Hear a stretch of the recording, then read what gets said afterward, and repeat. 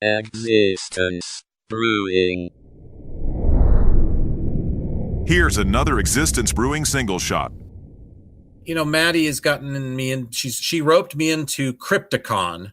That was the first con. That's right. First of all, the only experience I had before this was James Con and the Wrath of Con. Yeah. And now all of a sudden, now you're getting conned every 3 months. I'm in my 50s, and of course, I'm with somebody who's half my age romantically, and so I'm getting a chance to new experiences, and I love this, especially, so we go to Crypticon is the first one. And this is a blast. This is at a nice hotel in a big city near to where we live, and it's all very confined, and it's spread out within the hotel's chambers, and you can go in and see all the vendors and do that routine. And then they have these panels, and then they have a little area in the back where there's a dozen or so people. You remember the guy who played the guy, he wasn't the guy in the X-Wing fighter, but he was the guy that was on the screen in the X-Wing fighter that he was talking to. That guy's going to be there. Ooh, the guy that Luke was talking to in the thing, like Wedge, Wedge is going to be there. Wedge. I think he died actually, but so you can go and get those guys autographs for $50 or 80 or whatever they're charging. And so we did that. And the reason we did that is because she has a musical, she calls them crushes, but I guess for a girl they are, but she has a musician that's also been in some horror films who happened to be at this one. It's very rare that he comes out. Apparently he's rather shy. So he appeared at this, and she was like, I've got to go because I did a backstage with him years ago and totally clammed up and didn't say anything. So this time, this is my redemption arc. She loves that word. So we went, and that was a great time. It was, like I said, nice, tidy, and good. Then we went to HorrorCon some months later. That's in a fairgrounds setting. They hold this in the fairgrounds in a slightly smaller community that's south of the big city where the Crypticon thing happened. And HorrorCon was fine. It rained, and there are separate buildings for the exhibitors, so we got wet going in between them. But, that is what it is. It's kind of that part of the country, too. But that wasn't bad. There were more people signing autographs there, so that section was larger. And because they were, festival exhibit buildings, they had much taller ceilings, and it felt slightly less congested, but also less quaint at the same time. She didn't like it as much as Crypticon. I liked it okay, but, So then, full circle this past weekend, it was the big one, Comic-Con. In the big city, downtown in the major metropolitan center where we live close to. And this is a huge event. And she has been to it before. She'd been to it about 10 years ago when she was still in school and had told me, all right, now I know you don't like big crowds, take your Valium. This is really huge. This is big. Well, I thought she'd actually done this before, but it kind of turned out that I don't know what she did when she was there. Either that or it's changed an awful lot, because I'm telling you right now, I'm 52 years old and I've stood in some lines in my life to see a few things. Never Disneyland, never will do that. But I've been in a few lines. That was the longest line I have ever stood in my life by far and away. And I can't articulate it to you visually, but just picture a rectangle as a full metropolitan city block. I'm not talking about, Smallsville, Kansas, where Superman's. I'm talking about a metropolitan city block. Okay. Take just one corner of that and go all the long way down the rectangle, then turn the corner and go to the other corner, then go all the way up the other rectangle, then come almost all the way full rectangle, but you go inside the rectangle where you are led up an escalator and then serpentined around 18 times. I'm not kidding you. Wow. I counted 18 times on the first floor before you go to the second level on another escalator where you are serpentined again another 18 times before catching escalator number 3, where you ascend to 24 serpentine motions through these stanchions that they've put up before you finally get to will call, where you pick up your tickets. That was just the line to get the tickets that had already been paid for. It terrible. Took well over an hour. And then the part that was the real tough one she's a huge Twin Peaks fan. So the first guy, the ogre guy from nice guy too, the ogre guy from Skinny Puppy, that one got checked off. Well, the other big bucket list one for her is Kyle MacLachlan. And he actually runs a winery in the state, not too far from where we live to the south, about 150 miles or so away. But he's at this thing. Well, as you can imagine, he's no small ticket item. So $90 in advance to pay for his signature on a skateboard deck that she's owned since she was a kid, which is a Twin Peaks themed thing. It's so a very Twin cool. Peaks themed? It's a Twin Peaks themed skateboard deck. So she's packing it around all day, and it's time to, and I'm telling you, I mean, get there, and first you got to find it, because at this one, there's got to be 100 people signing. And so we're looking all over for it, and finally, when you hit it, I'm just like, there he is. It's Kyle MacLachlan. And we go get in the back of the line, and it's worse than A Christmas Story. Hey, kid, what do you think you're doing? Going up to see Santa. The line ends here. It begins back there. Well, we're at the end of the line, and what the guy says is, oh, they closed the line an hour ago. Like, you guys are, I don't know what you're doing, but you're fools. No. And so then we talk to the girls that are running the thing, and we're just like, so what's the deal? Oh, yeah, well, we capped the line, but, come back at 2 hours early. That's literally what they said. Come back 2 hours early before his next signing session, and you should be okay. Should be okay. Should. So then we come back, and they say, oh, well, we've moved it now. We're going to open the line an hour before. All right. So, and I don't even want to go into all of the nuances. Let's just cut down to it was a shit show.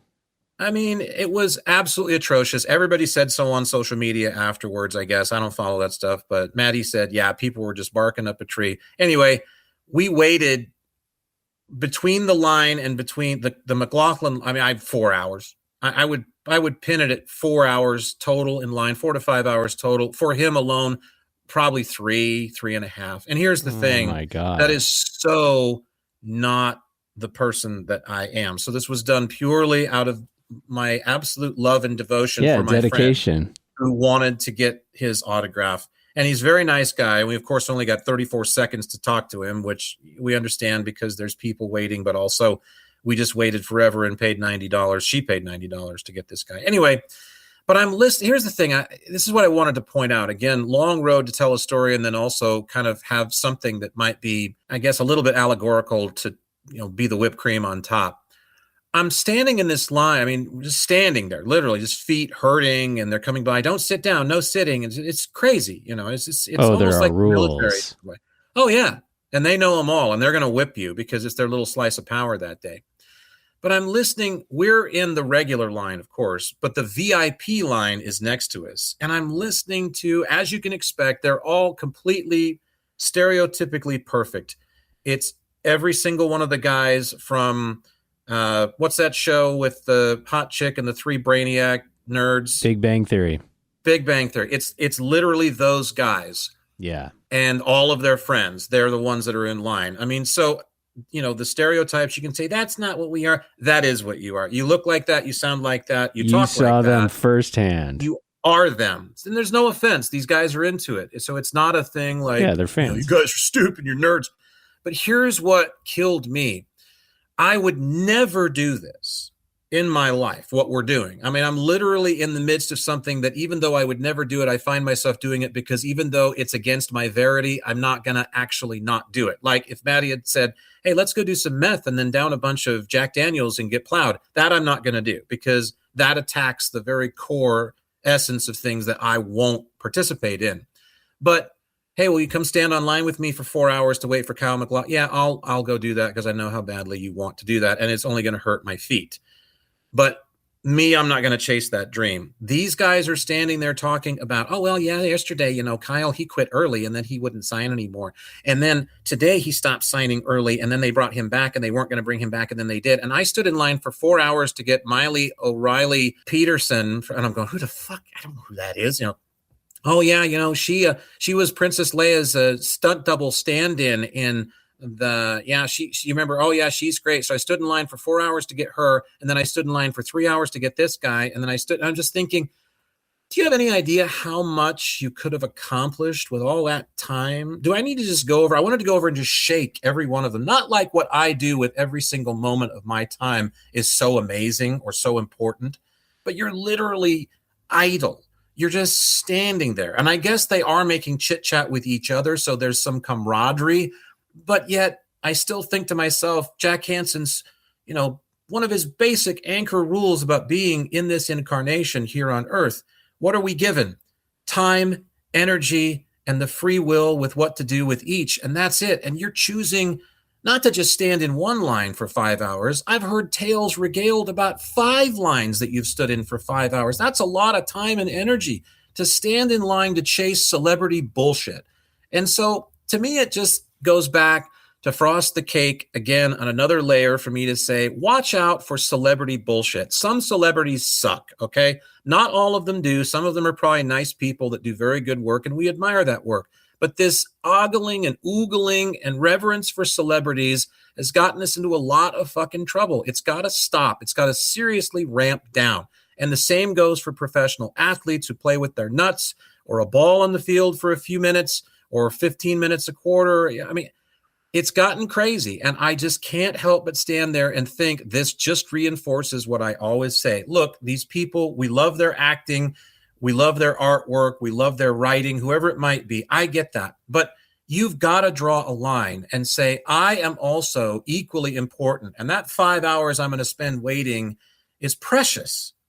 It's precious. It doesn't matter how old I am. It doesn't matter, it's precious. So yes, am I a hypocrite because I did it for someone I loved? Absolutely. But I'm telling you, based on that experience, it only bolsters what I've always said.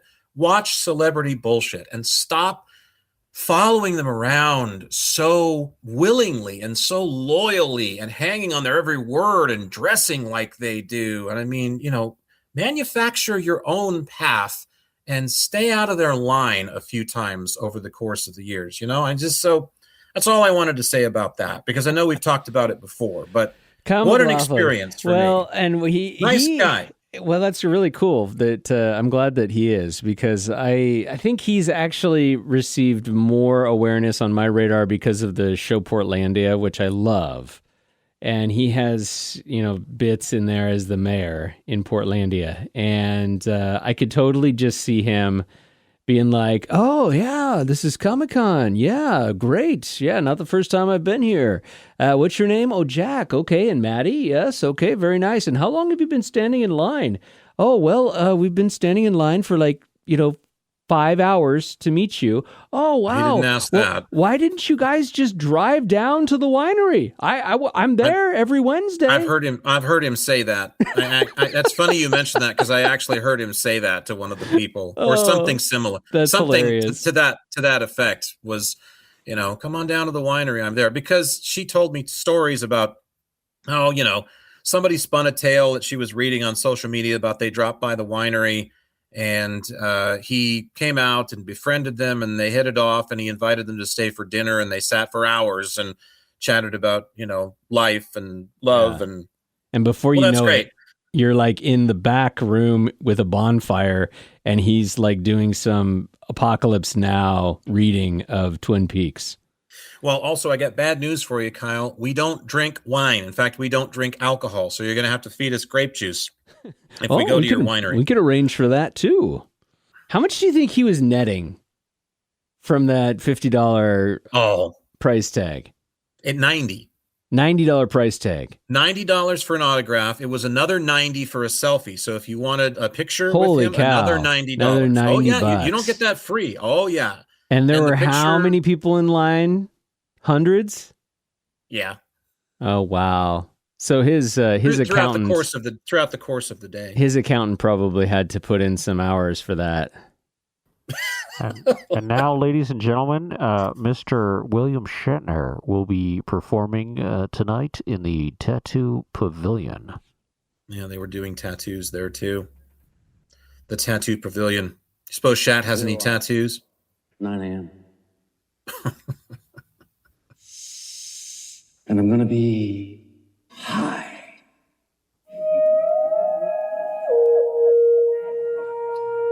That's not Bill, is it? Tight by then.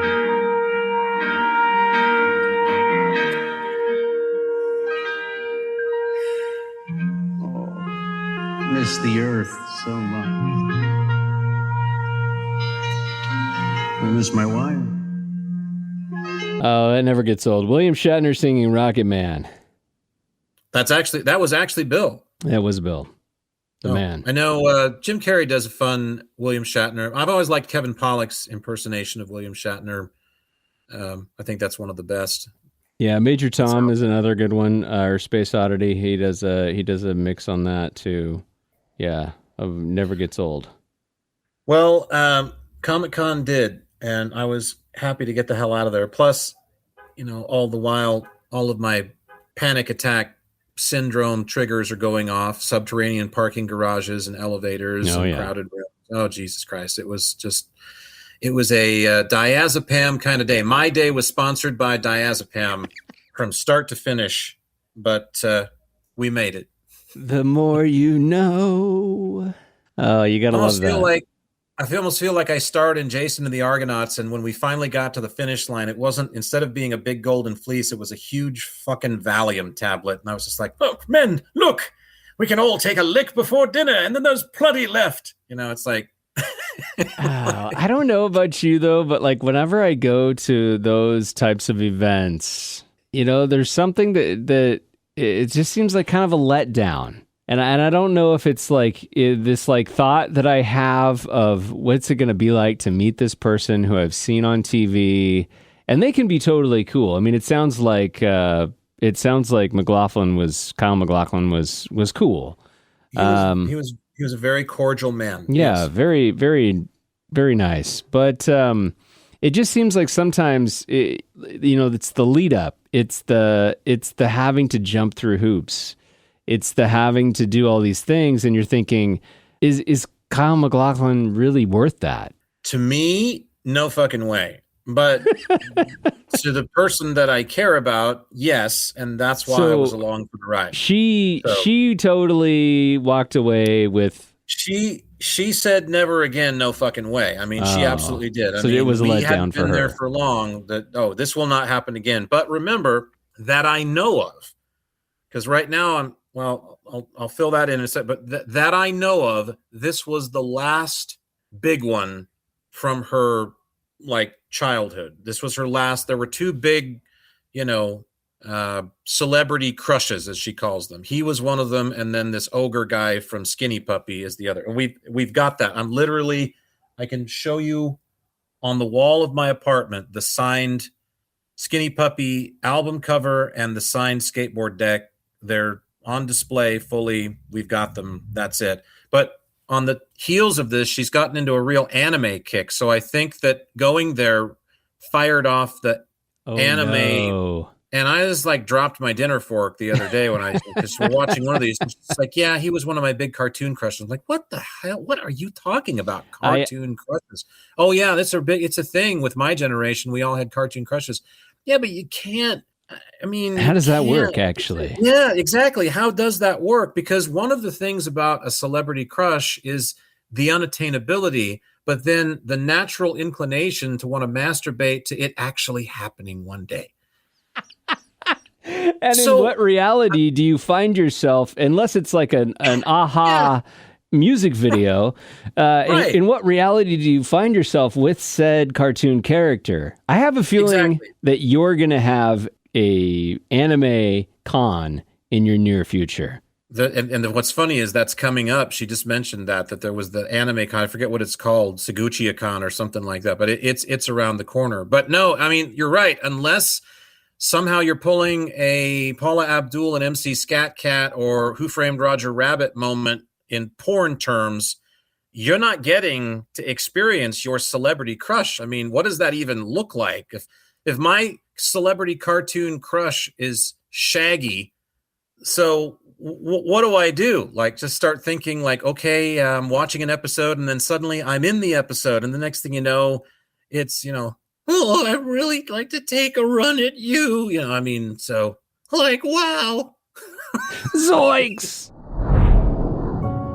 We hope this single shot inspired you to want more Existence Brewing. To check out full episodes of the podcast and for more, head to existencebrewing.com or wherever you download your favorite podcasts online. Existence Brewing.